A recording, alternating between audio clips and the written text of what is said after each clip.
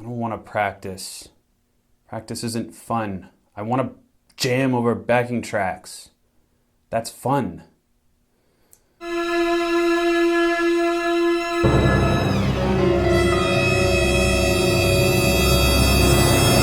got it.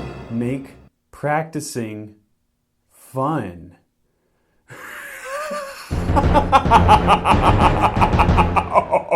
That's right. The secret to practicing guitar is to make what you practice fun to play. Whatever skill you're trying to improve, you don't have to play. I'm going to show you one of my favorite grooves to practice. I use a metronome and a loop pedal. This is the loop pedal that I primarily use. It's a Boss loop station. I like it because it has this little digital display. It tells me where I am in the loop. But I just got sent this from Donner. The guy contacted me on Facebook and he was like, hey, you want to try my pedals? And I was like, sure, I am a gearhead. I love trying any and all pedals.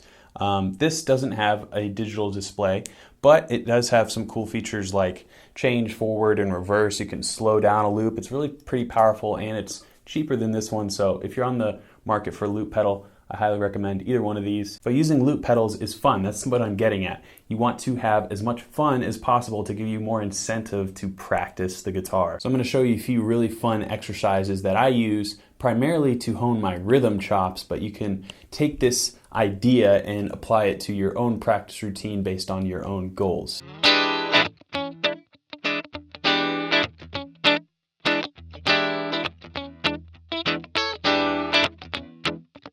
So the chord I'm vamping on here is just an E7 chord. And as you can see, all the strings will work. You don't necessarily have to hit them all, but if you do, it's not a problem. Whatever rhythm you want to get you in the pocket. And the lead thing that I'm doing over top, which makes this so much fun, in my opinion, I have a G triad here. First inversion. If you don't know what triads are, they're my favorite chord and you can learn all about them in my course Guitar Super System, which is linked down in the description. You'll learn all the triad inversions, major, minor, augmented, and diminished, so you can create little ditties like this. So I'm using a G triad and kind of doing this bend thing, kind of like a James Brown thing. And then we're just pulling from this E Aeolian little shape here. So we have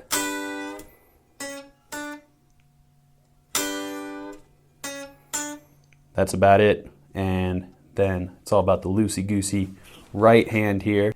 So funk guitar, and really any kind of guitar you play, you should always kind of have a loose wrist. You don't want to be too tense or else your hand won't really be able to execute what it can at its highest potential. So with this, we have the triad.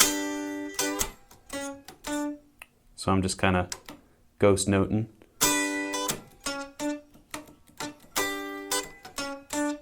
And then the second part, we have this triad start the same way. So we have the kind of resolution there. And then we have this triad, which is an A triad. So kind of like a swanky. And that's all there is to it. And you can do this little triplet thing. I learned this from Tomo Fushida at Berklee College of Music, where it's like, you can practice it with that seventh chord too.